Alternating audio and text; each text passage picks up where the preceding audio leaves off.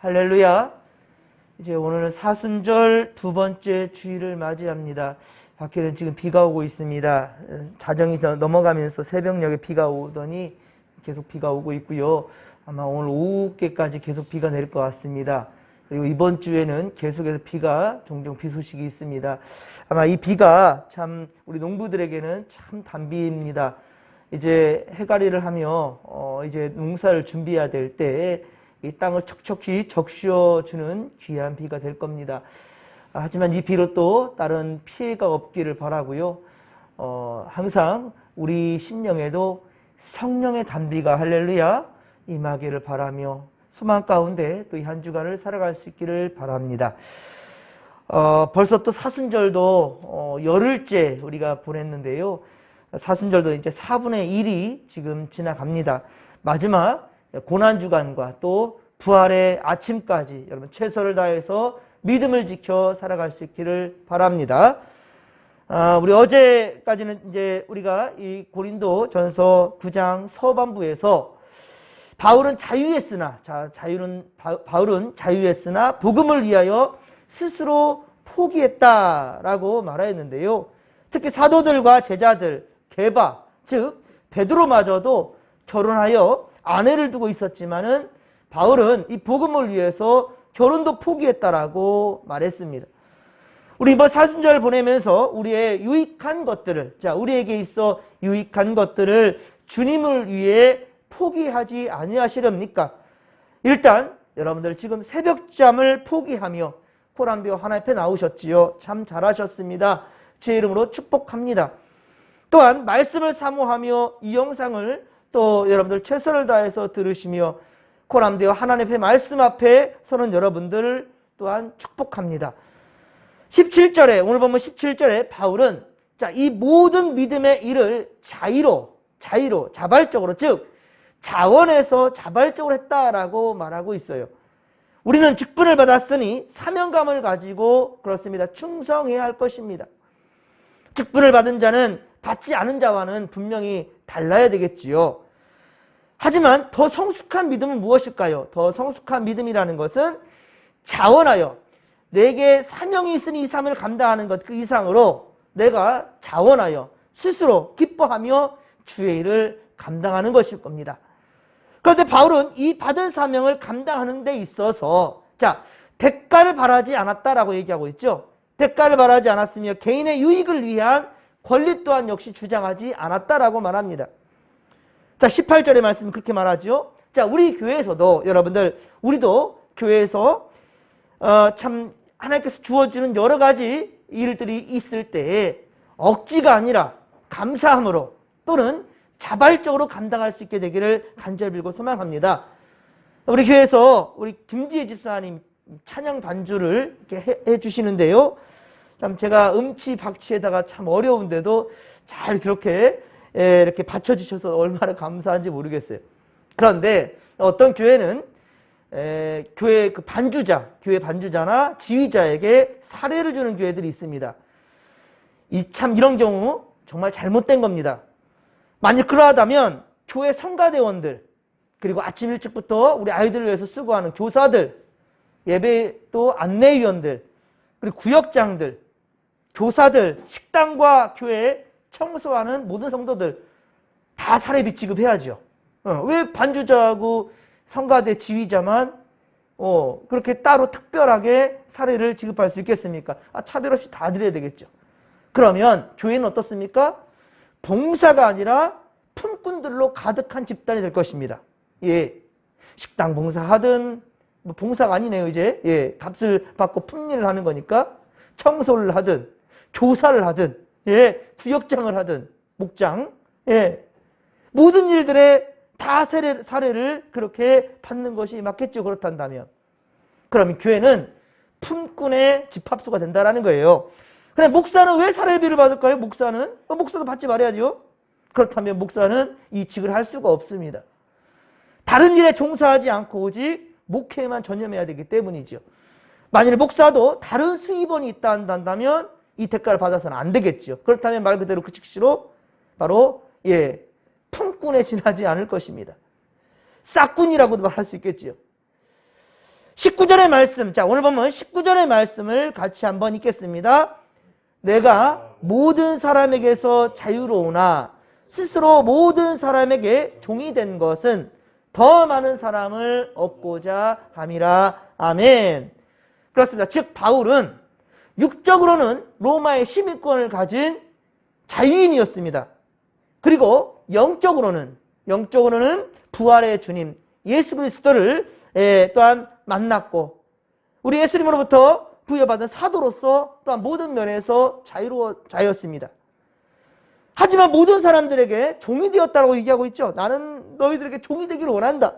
더 많은 사람들을 얻고자 함이라 라고 얘기하고 있습니다. 그 이유인즉슨 즉 복음을 전파하여서 한 생명이라도 더 구원해내기 위하여서 자신의 자유와 권리를 포기했다라는 거예요. 그런데 20절에 보십시오. 바울은 율법 아래 있는 유대인들에게는 마치 자신도 율법 아래 있어서 율법의 의무를 지키는 그런 자처럼 또한 자처했다라는 거예요. 율법에서 자유하지만 그러나 율법을 지키는 그 사람들 앞에서는 또 똑같이 율법을 잘 지키는 자로서 그들에게 다가섰다라는 것이지요.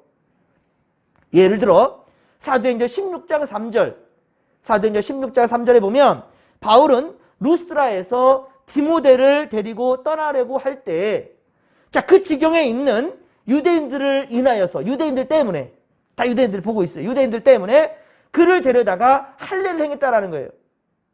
그 이유는 사람들이 그의 부친이 바로 헬라인인 줄을 알기 때문이었던 거죠. 그 아버지가 헬라인이니까 저다도 이방인의 피가 섞여 있어서 하나님의 백성이 절대 될 수 없거든 라고 생각하니까 바울은 오히려 그에게 할례를 베풀었다라는 거예요. 또한 20절에 율법 없는 자는 이방인을 가리킵니다. 이방인을 말하는 거예요. 바울은 율법 없는 이방인들을 구원하고자 할 때에는 자신도 율법 없는 자인 것처럼 자유롭게 처신했다라는 거예요. 율법에 매여있지 아니하고. 로마서 13장 10절에 보면 율법의 마침은 무엇이다? 사랑이기 때문입니다. 율법의 완성, 율법의 마침은 사랑이라는 거예요. 예수님은 마태복음 22장 37절에서 40절에 친히 말씀하셨죠. 하나님을 사랑하고 이웃을 사랑하는 것. 하나님을 사랑하고 이웃을 사랑하는 것은 일치가 되는 것이고요. 그리고 온 율법과 선지자의 강령이라. 온 율법과 선지자의 강령이 하나님을 사랑하고 이웃을 사랑하는 것이다. 이 기준은 똑같다. 이 가치는 똑같다라고까지 얘기하고 있어요. 즉 하나님을 사랑하면서 이웃을 미워할 수 있겠습니까? 이웃을 사랑한 사람이란다면 하나님을 사랑할 수 있는 그런 자라는 것이지요. 바울의 행동 지침의 중요한 그 중심은 바로 오늘 보면 22절입니다. 22절. 자, 또 22절 말씀을 우리 같이 한번 합독합니다. 약한 자들에게 내가 약한 자와 같이 된 것은 그 약한 자들을 얻고자 함이요. 내가 여러 사람에게 여러 모습이 된 것은 아무쪼록 몇 사람이라도 구원하고자 함이니 내가 복음을 위하여 모든 것을 행함은 복음에 참여하고자 함이라. 아멘. 그렇습니다. 바울은요, 삶 전체가 오직 생명 살리는 일이었다는 말입니다.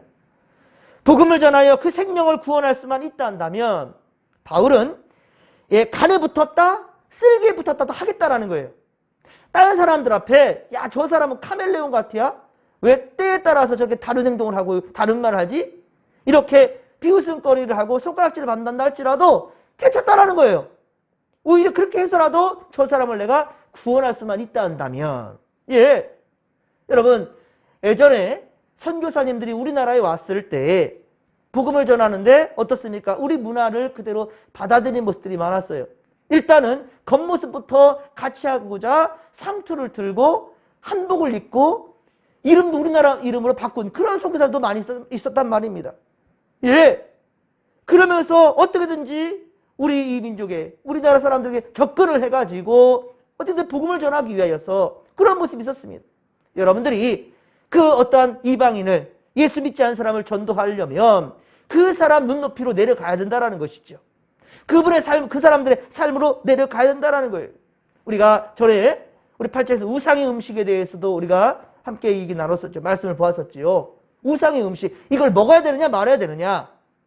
때로는 아무것도 알지 못하는 이방인들이 우상의 음식을 가져왔는데 우리를 그분은 귀하게 생각하면서 이웃에게 나누려고 그 사랑 하나 마음으로 가져왔단 말이에요. 이 음식은 먹어야 된다고 그러겠죠. 먹어야 된다고. 예, 거기서조차 거룩한 척하며 이건 거룩한 척이에요. 그러면서 율법을 얘기한다면 그 사람은 절대로 예수님 믿을 수가 없을 것입니다. 그 당장은 먹어도 문제가 없어요. 그러나 그 후에 기회가 된다 한다면 분명히 설명을 하면서 예, 이것이 바로 옳고 지혜로운 생각이겠지요. 예수님도요, 제자들이 배고팠을 때 어떻게 했습니까? 미리사가 잘라먹는 것 허용했단 말입니다. 사람들이 말합니다. 너희들은 율법을 어기고 있다라고. 예. 하지만 여러분들, 안식일에도요, 길 잃은 양을, 예, 웅덩이에 빠진 양을 살려내는 것, 그건 당연한 일일 것입니다. 여러분들, 주일에는 절대로 예배만 드려야 되는, 우리가 주일성수, 그것이 주일성수라고 말합니까? 그렇단다면, 경찰관이나 의사나 그 외에도, 예, 여러분들 음식점에서 음식하는 사람들, 저 사람 주일 청소 안 한다고요. 여러분들 주일날 음식 사 먹기도 하잖아요. 택시 타잖아요. 그런데 그 사람들은 다 문제가 있고 나만 거룩하다라고. 이거 문제가 있지 않겠습니까? 정말 중요한 것은 예수의 마음을 우리 마음에 담는 것입니다. 율법의 질서만 담으려 하는 것이 아니라 율법의 정신을 우리 마음에 담는 것이 진정 생명 살리는 일이라는 것이지요. 그래서 사도 바울은 쓸개에 붙었다 간에 붙었다고도 하겠다라는 거예요. 그렇게 해서라도 내가 복음을 위하여 모든 것을 행한다. 그래서 복음에 참여하고자 함이라 라고 22절에 그렇게 말하는 거예요. 약한 자에겐 내가 약한 것 것처럼, 그리고 강한 자에겐 또 강한 사람의 그 모습도 나는 취할 수 있겠다라는 거죠. 그러나 영혼을 구원하기 위해 악을 포용하는 것은 아닙니다, 여러분들. 예, 영혼을 구원하기 위해서 악을 포용하는 것은 잘못된 거죠. 바울은 죄와 타협했다라는 것이 아니라 오직 진리 안에서 영혼 구원을 위해서 자신을 비웠고 현실의 환경에 최대한적으로 자신을 적응시키려고 그렇게 노력했다라는 말입니다. 이런 바울의 삶은 곧 복음에 참여한 것이라는 것이죠. 자, 24절 이하에, 오늘 보면 24절 이하에 바울은 신앙생활을 운동 경기의 하나인 달리기, 그 육상의 비유를 들어서 설명하고 있습니다. 많은 사람이 출발점에서 출발 신호를 받고 달리기 시작하지만 어떻습니까? 1등은 한 사람이라는 거예요. 1등은 단 한 사람. 예, 이 사람에게 그 영광은 돌아간다는 것이죠. 물론 그의 비유는 신앙의 경주에서 상 받는 자가 단 한 사람이라는 것, 예, 이것을 뜻하는 것은 아닙니다. 신앙에 있어서 1등, 2등, 3등, 집사님은 1등, 장로님은 2등, 뭐 권사님은 3등, 이 말하는 게 아니라는 거예요. 신앙 안에서 등수를 매겨서 간다는 것이 아니라 상을 얻기 위한 선수들처럼 우리 신앙인들도 주님께서 주실 상을 바라보며 보람되어 정직한 믿음으로 항상 최선을 다해서 그렇게 준비된 자, 힘써 행하는 자, 그런 자들이 되자라는 것입니다. 그리고 25절에 이기기를 다투는 자마다 모든 일에 뭐 한다고 그랬어요? 절제한다. 예. 이기기를 다투는 자마다 모든 일에 절제한다 라고 말합니다. 놀고 싶고 쉬고 싶고 먹고 싶고 이 모든 내 유익한 것들 다 누리는 그러한 학생이 결코 좋은 결과를 얻을 수가 없겠지요. 공부할 때는 정말 최선을 다해서 공부해야 되겠죠. 50분 요즘 학생들 공부하고 10분 쉬고 바로 다음 2교시, 10분 쉬고 바로 다음 3교시. 하루 종일 학교에서 매진하는 우리 학생들, 그리고 아무리 몸이 아프고 힘들어도 직장 다니는 그런 사람이 매일매일 같이 그렇게 쉴 수는 없겠지요. 한 번 정도 연차를 낸단다 할지라도, 월차를 쓴다 하더라도 계속 그럴 수는 없을 것입니다. 힘들어도 그렇게 직장을 향해서 나아가는 것. 정말로 자기의 몸을 사리지 아니하고 일하는 그런 사람들, 어떻습니까? 철저하게 자신을 절제하는 거죠. 시간을 아끼고 육신적 즐거움을 절제하는 자만이 결국은 승리할 수 있다라는 것입니다. 그러나 세상적 경쟁은 썩어질 면류관을 얻으려는 그런 경쟁이겠지만은 아무리 좋은 것이라도 세월이 흐르고 시간이 지나면 썩고 없어지고 낡아질 것이란 말이에요. 세상 것들은. 그런데도 불구하고 그렇게 정말 피 터지는 경쟁을 하잖아요. 그런데 베드로전서 1장 9절, 베드로전서 1장 9절의 말씀처럼 믿음의 결국은 어떻습니까? 영혼의 구원에 이른다는 거예요.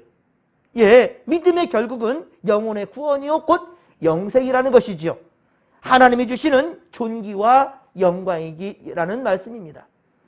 그러므로 바울은 26절, 오늘 보면 26절에 향방 없이 달리지 않고, 향방 없이 달리지 않고 허공을 치는 것 같이 싸우지 아니하였다라고 고백하고 있습니다.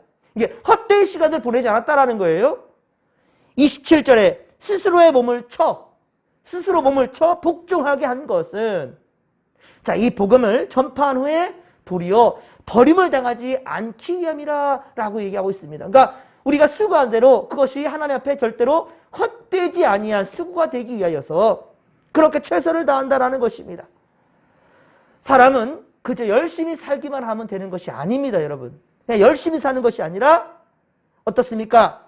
열심히 사는 것도 좋지만 그보다 더 중요한 것은요, 분명한 목표를 가지고 바르게 사는 것이 중요하다는 말입니다. 옛날 속담에 모르고 가도 서울로만 가면 된다는데 이게 꼭 맞는 말은 아니란 말이에요. 모르고 가도요, 방법과 수단 다 틀려도 괜찮다고요? 아니라고요. 하나님은요, 결국 목표점에 이르지 못한다 할지라도, 세상이 요구하는 목표점에 이르지 못했다 할지라도 그 과정이 참으로 아름다웠고 정직했고 하나님이 원하는 방법의 삶을 살았다 한다면 하나님은 그 인생을 인정해 주신다는 거예요. 예, 그렇습니다. 모르고 가도 서울로만 가는 것이 아니라 서울로 못 간단다 할지라도 여러분들 방법이 제대로 돼야 된다는 거예요. 바라야 된다는 거예요. 때문에 우리는 항상 성령과 하나님과 교통해야 되는 거예요. 하나님, 이것이 맞습니까? 하나님, 나 지금 잘 가고 있습니까? 여러분들 항상 주님과 소통하며 주의 뜻을 물을 줄 아는 그런 겸손한 자들이 되기를 주님의 간절히 축원합니다. 또한 하나님의 백성은요, 세상의 기준대로 바르게만 사는 것도 꼭 맞는 것은 아닙니다. 세상이 요구하는 대로 그렇게 기준대로 잘 살아간다, 이것도 꼭 맞는 것은 아니란 말입니다. 정말 중요한 것은 세상이 요구하는 방법이란다 할지라도 하나님이 요구하는 방법이 아니란다면 그것은 틀렸다라는 거예요. 예, 우리는 오늘 오직 주님 안에서 주님의 뜻대로, 내 뜻대로 마시고 아버지의 뜻대로 하옵소서, 예수께서 우리 가르쳐주신 기도 제목이지요. 예, 주님 안에서 주님의 뜻대로 말씀에 순종하여 살아가기를 주의 간절히 축원합니다. 이제 사순절 둘째 주를 우리가 맞이합니다. 물론 사순절 둘째 주를 한다 할지라도 오늘 주일은 제외입니다.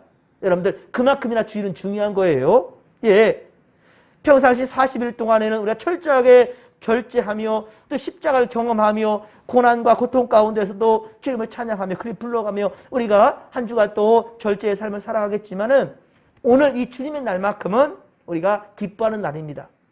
주님의 부활하신 날이요, 천국 소망이 또한 우리에게도 그렇게 펼쳐지게 되는 그런 아주 중요한 날입니다. 또 오늘은 한 주간의 첫날이지요. 예, 하나님께서 천지를 창조하실 때 빛이 있으라라고 첫날 빛을 만드신 날이고요, 주님 바로 빛 대신 주님이십니다.